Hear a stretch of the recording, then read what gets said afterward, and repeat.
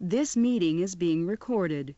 Giving us the opportunity to kind of share what's going on in the Philippines. This has been probably one of the more complex emergency responses, certainly in the first 10 days that we've encountered. Complex in a different way than Haiti, but quite complex. So what we'd like to do is kind of share with you a situation report around what we're doing and what Microsoft's doing to support us, kind of give you a lay of the land around the responding agencies, and then talk about our emergency flash appeal. We'll leave some time at the end for questions, but I realize that some of you may not be able to see the slides that we're sharing, so we'll try and do the voiceovers for those that can see the slides and also for those that can't. So it first makes sense to kind of name the key players in the emergency. So whenever we respond to an emergency, wherever it is, we're doing it at the request of the central government, and in this case, it's the government of the Philippines. And we don't go in. None of the humanitarian agencies go in unless they are going in at the invitation of the government. The UN has a role as the leads of the various clusters around food, water, shelter, and there's a cluster called the Emergency Telecom Cluster because in many emergencies, telecommunications is a key asset that needs to be built back up. The Emergency Telecom Cluster is run by the United Nations, and they're mostly supportive of the work that the United Nations plays, but they also play a role, a kind of an umbrella role around the other actors that respond to the emergencies. And in this case, NetHope is a consortium. Our organization is a consortium of all the NGOs, or non-governmental organizations. And today we have 22 member organizations responding to the emergencies. The names you'll know: CARE, World Vision, Save the Children, Mercy Corps, the Red Cross. And we work quite closely with the private sector, Microsoft, Cisco, Intel, HP, Dell, to communicate what the aggregated needs are of the humanitarian organizations. So that'll give you kind of a quick picture of kind of where we sit in all of it. We work very closely with the UN and the Philippine government. We work very closely with the private sector. But our primary goal is to be an aggregator towards the implementation, the restoration of communications capabilities, especially in the first days after an emergency. So if you're able to see the link presentation, you'll see a map here which essentially shows the path of the typhoon. And over a 12-hour time period, the typhoon, with record winds in excess of 175 miles an hour, stretched across the southern part of the Philippines, so south of Manila. And Manila, or the Philippines, as many of you know, is a series of about 7,000 islands, 90 million people altogether in the Philippines. And the typhoon kind of cut across islands with populations of roughly 12 million people.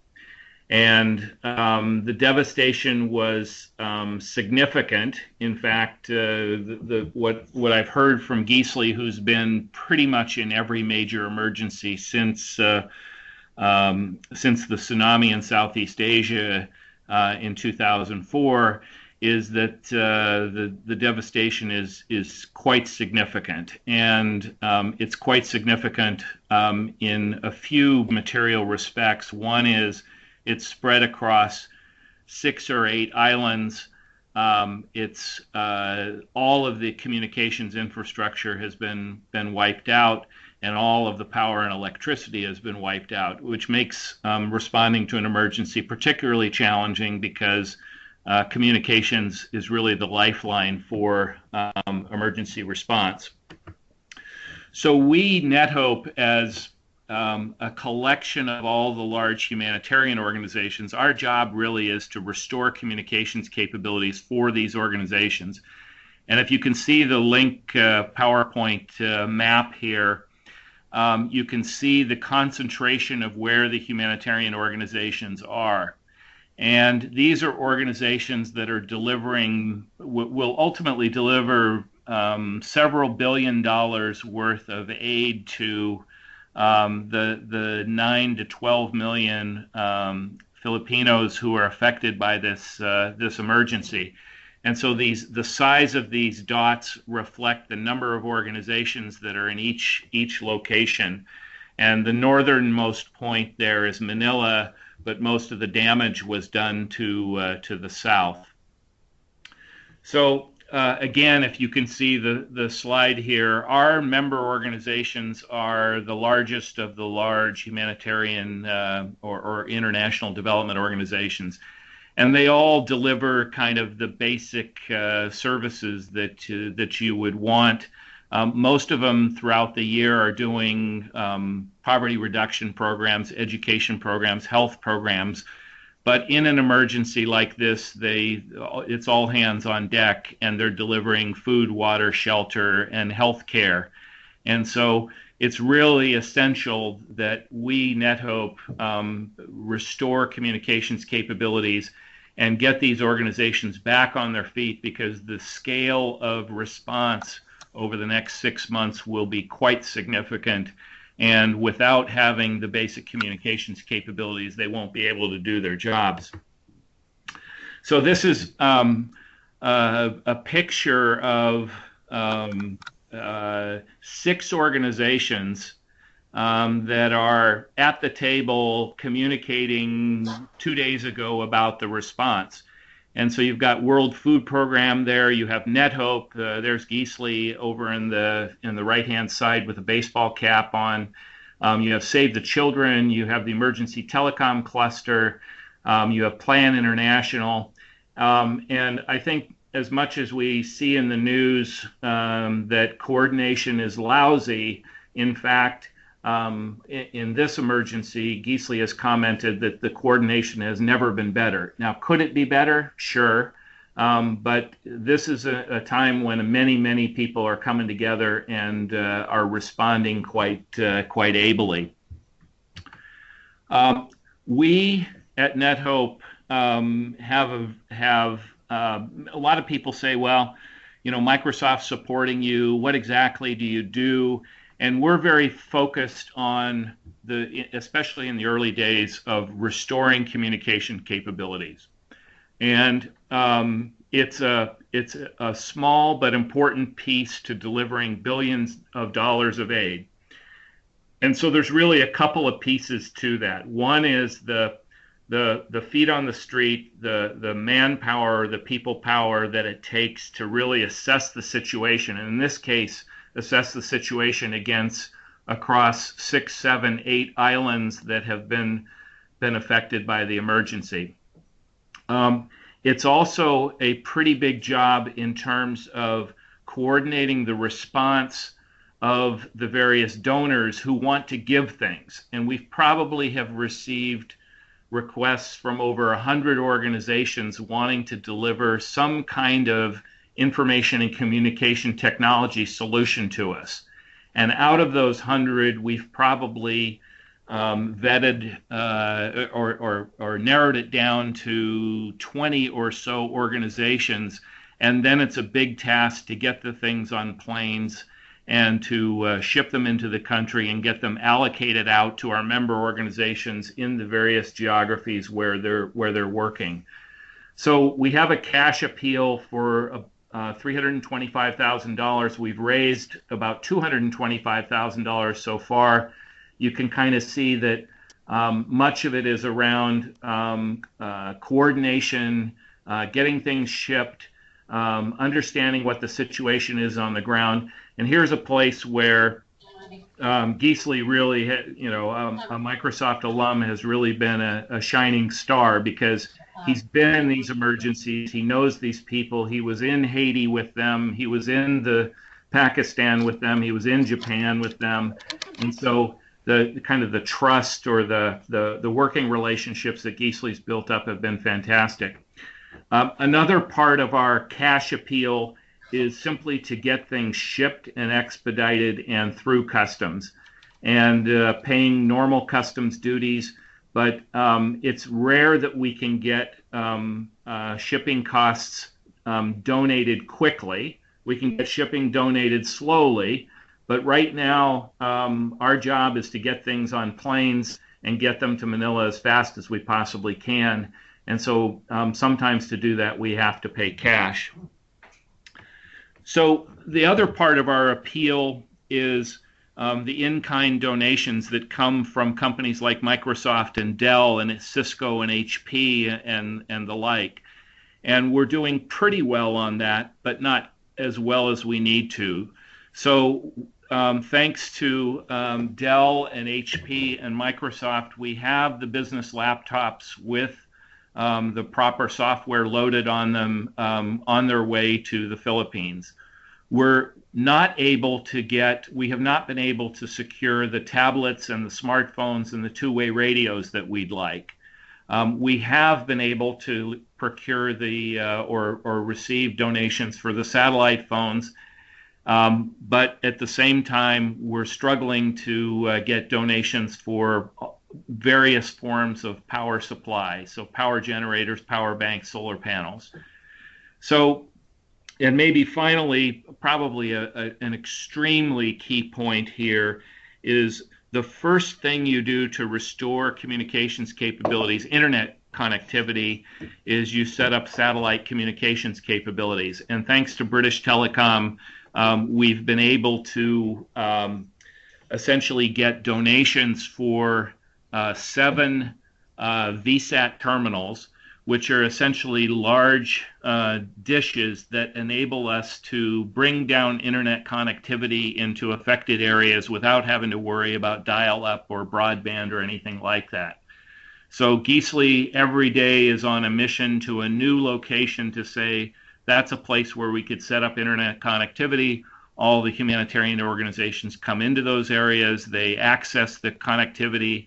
It's like going into one big internet cafe, except in this time it's 200 organizations going into one internet cafe in a kind of central hub location to connect to the internet.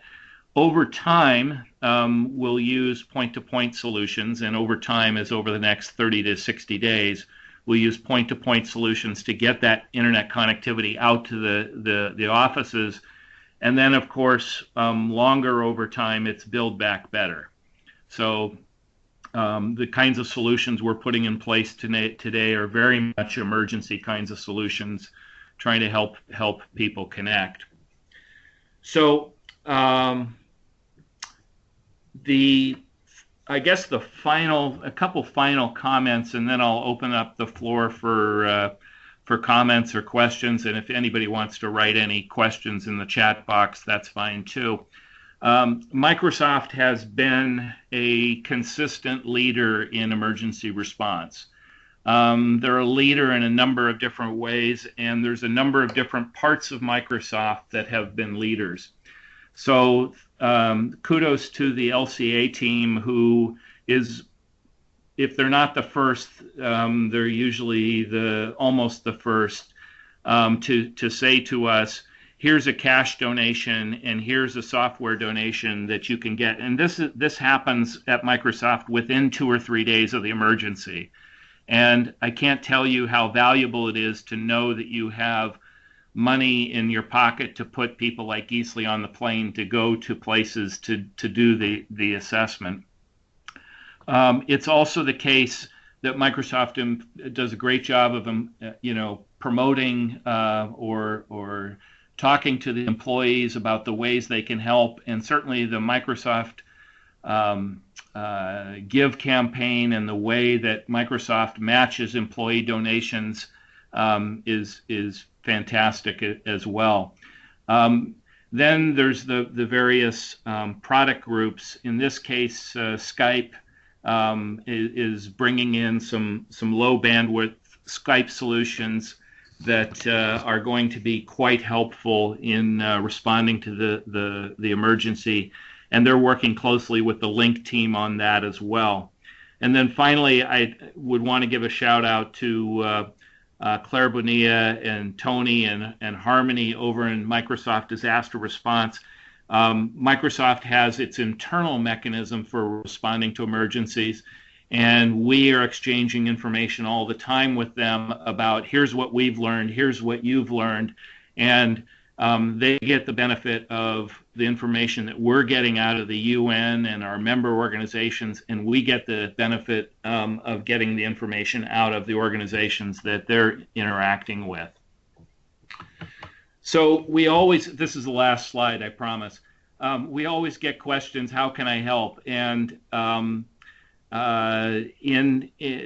Microsoft employees, you kind of know the vehicles to give. LCA Web has a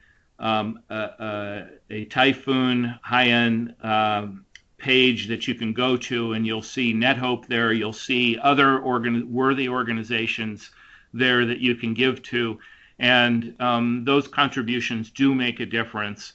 And we're deeply appreciative of the match that Microsoft makes.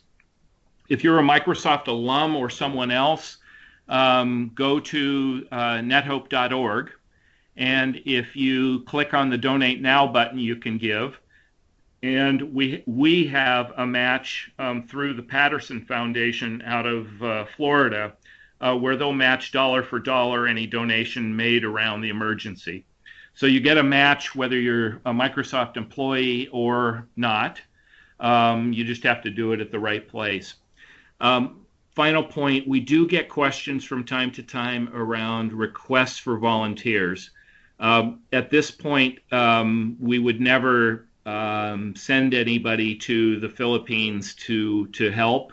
Right now, it's trained people who are both technically sound as well as trained in kind of some of the survival instincts that take place. Gisli, when he's not in Manila and when he's working out in the field, is living in tents and living off of food rations. So it's not easy work, and it's quite challenging for us to get security for the people that we do put into the arena right now.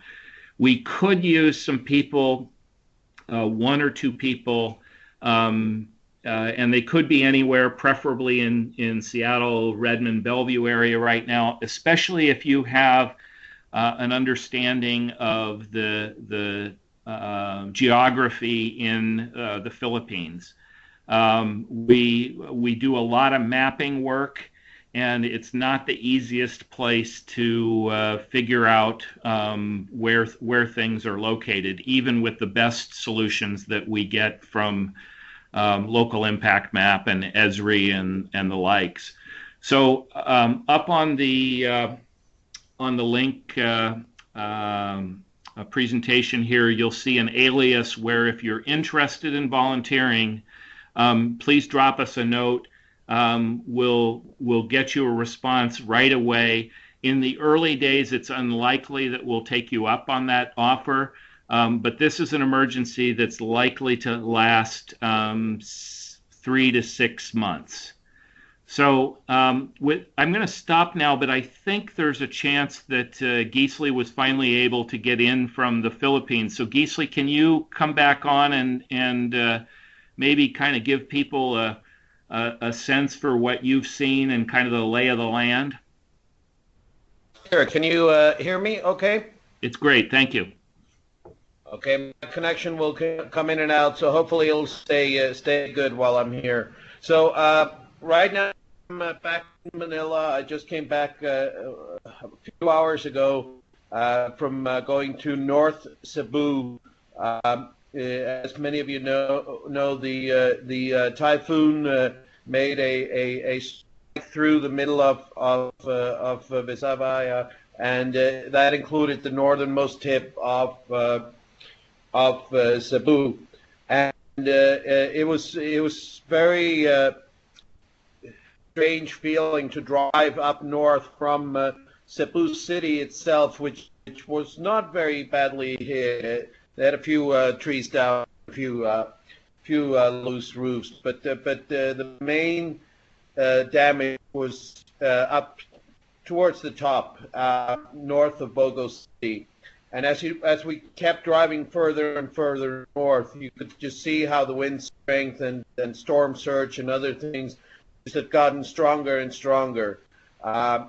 And once we drove north of Bogo City, it really showed that the level of destruction there, a lot of damaged houses, schools, and so on, and pretty much no network connectivity.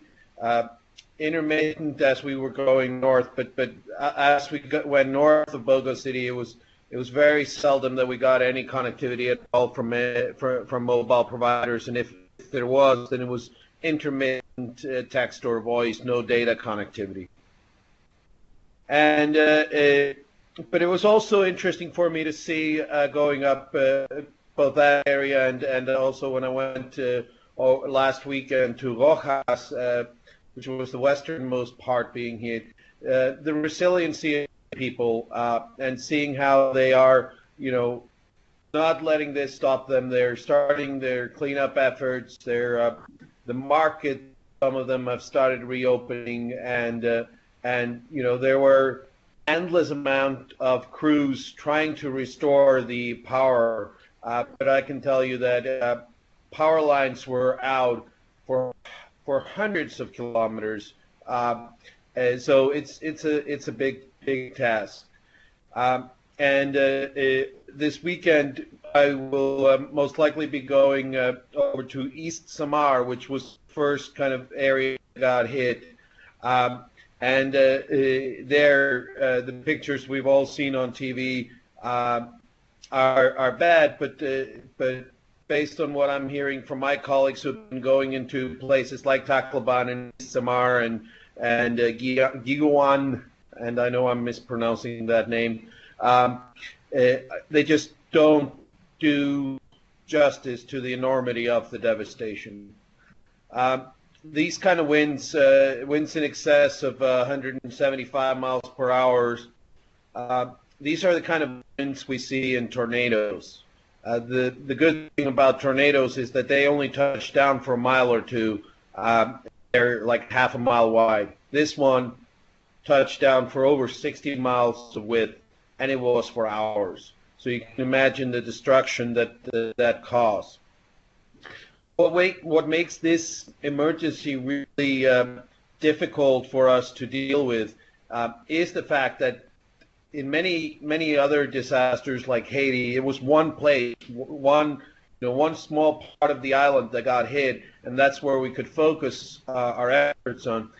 We have 5 to 6 islands that are all affected, and it's really difficult to do all the logistics, do all the coordination, and all the communication efforts that when you have to span such a huge geographical area. And pretty much anywhere we go, electricity has been affected, and we're being told it'll take anywhere from 2 to 6 weeks to restore. But looking at it, I think it's more towards the 6-week mark. The mobile operators have also been, working hard on restoring the connectivity, but it's an enormous task. We saw many mobile towers that had simply been chopped in 2 pieces, and it's really difficult to then restore all that. In many cases, the backbone infrastructure has also been affected. The microwave links that link the different islands together, we saw how those had been damaged as well. So connectivity and power will really take a long time to restore, and as I said, in many places it'll be months. So why are we so focused on the connectivity aspect? Well, for us, it's all about the fact that you cannot perform relief operations on the ground effectively unless you're able to communicate. And that includes being able to share information, being able to send emails, send data about the situation on the ground. All of these things are so crucial. But what's even more crucial is also of enabling the communities themselves to also start communicating, not just with another, but also with those that are responding, because it's through the communities that we can really create an effective way of getting the response to really work. And that's something that we focus on. That's something we work with our partners on, and work with our member organizations on. I also, like Frank mentioned earlier in the call, I want to highlight the fact that 2 years ago, when we were starting out working with some of the UN agencies around connectivity, it was very much a siloed effort. In other words, the NGOs would do their work, the UNs would do their work, the government would do their work, and then you would end up having multiple satellite dishes sitting next to each other, connecting people who were sitting next to each other through a satellite, which meant that if you sent data from one person to the other who was 2 meters away from you, it traveled thousands of kilometers over. First up into the air, then back down to Earth somewhere in another place, then over fiber to the other ground station and back up and down. And you can imagine the latency that kind of efforts. Now we're all working as one team. We come in there, we collaborate on who has the best solution for each place. Then we bring that in, and that connectivity is open for everybody that's working there. Regardless of whether they're a UN agency, NGO, or local civil society organizations. So, as I mentioned, I just came back from northern Cebu, where we will be setting up a VSAT next to a Red Cross facility, a Red Cross medical facility that's going to be there for the next couple of months. We yesterday established connectivity back in Rojas, and today the team is going over to the east coast of Panay Island to a place called Estancia, where they will be installing another VSAT. And then over the weekend, we're planning to go to East Samar, where we will be installing first in Borongan, and then making an assessment on the coast going down to Guiuan to determine further locations to connect things. So I think that's kind of my summary for now. Frank did a great job of explaining, how and how you can support us. But I can really tell you that it is a pleasure to work on the ground, knowing of all the support we're getting from companies like Microsoft and from individuals who are supporting our efforts, and it really helps, because what you see on the ground or what you see on the news is just a little piece. And it's been really sad from my point of view that most of the imagery you get is from Tacloban, but there are so many other areas that were badly hit.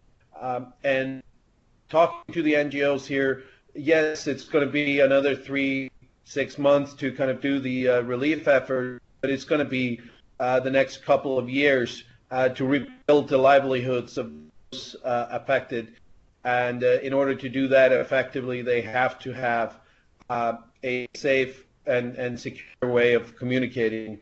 what's even other thing that we also stress is this is not going to be the last disaster to hit the Philippines. Sadly, the Philippines lies on the ring of fire, making it prone to earthquakes and volcanic eruptions. But it also lies in the path of many typhoons. As some of you know, was the 25th typhoon of the season. So every work we do is also an effort into preparing the organizations and the communities for the next disaster. Thanks, Frank, and everybody. And if you have questions, feel free to ask. Thanks, Gisli. Gisli and I, although we're both Microsoft alums, we've actually never worked together at Microsoft, and sometimes you get the feeling like there's only 24 hours in a day. In Gisli's case, over the last 2 weeks, I think it's safe to say there's only 36 hours in a day. He's worked under some incredibly difficult conditions. And he's been a great guy to work with. Don or Mary Lou, I'm going to turn it back over to you to wrap up. Okay, so first of all, Gisli, Frank, thank you so much for sharing your experiences. Just fascinating, all the behind the scenes work that nobody ever hears about to turn things, try to resume normalcy for the folks in the Philippines. So this just great information. Thank you very much. Does anybody have any questions? You can for Frank or Gisli. Now Gisli's joining us live from Manila right now. So if there's any questions for the front line, he's the person to answer them. You can either unmute yourself. I think everybody has the ability to do that, or you can just type something and then Frank or Gisli can jump on it and respond to your question.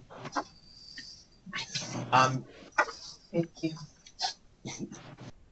While you're thinking about if you have any questions or think of a question, I will tell you that this is being recorded. This webinar will be posted to both the Microsoft Alumni Foundation website, and I'm sure Microsoft, the LCA team will take it as well and make it available for those interested, also giving you the ability to share it with others.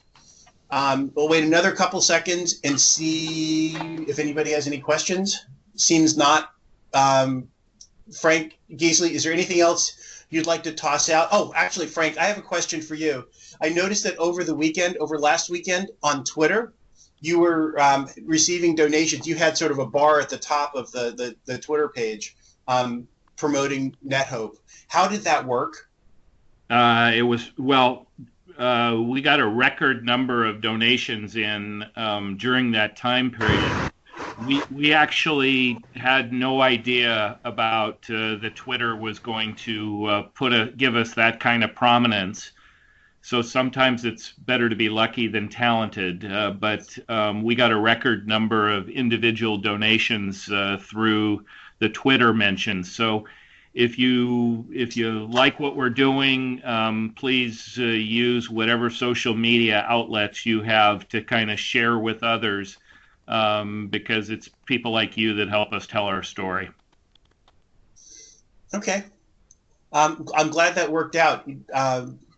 It's just everybody working together to help others across the world. So I really appreciate that. Go ahead. Can you guys hear me?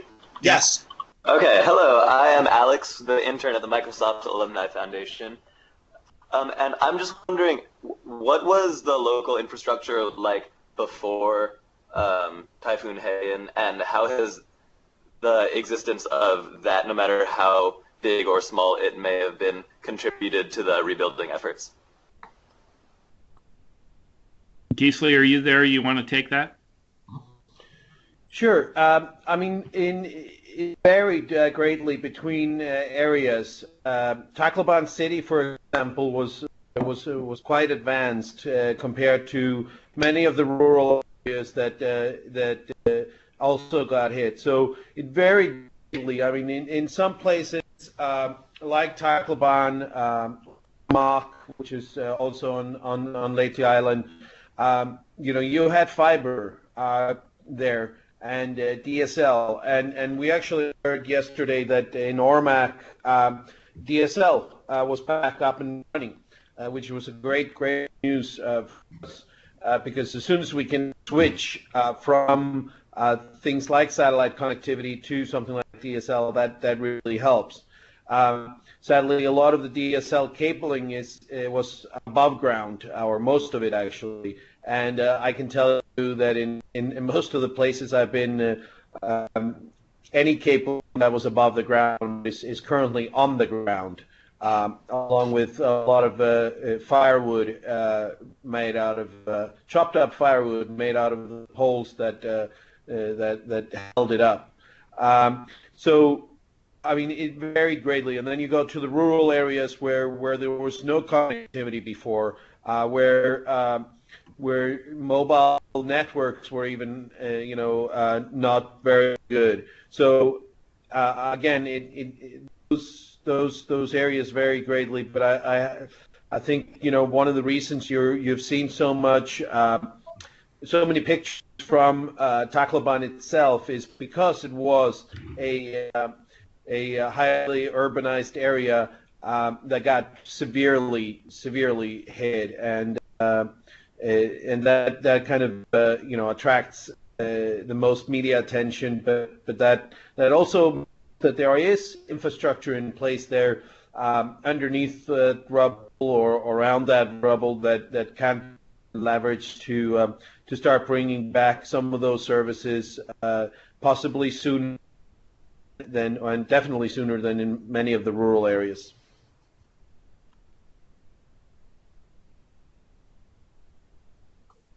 Okay, good question, Alex. Thank you. Is there any other questions? Anything? Okay, I guess that that wraps it up. I'd like to thank all of you for joining us, especially on short notice. I'd like to thank Frank and Gisli for sharing their insights and their vision of what's going on over there. And also, again, as others have said, I'd like to thank the Microsoft corporate citizenship team for their support for the work of NetHope and for their work with the Microsoft Alumni Foundation for being able to make things like this possible. So everybody, thank you very much, and we'll post this in case you'd like to share it with others. Thanks again, everybody, for being part of the conversation. Bye. Thank you.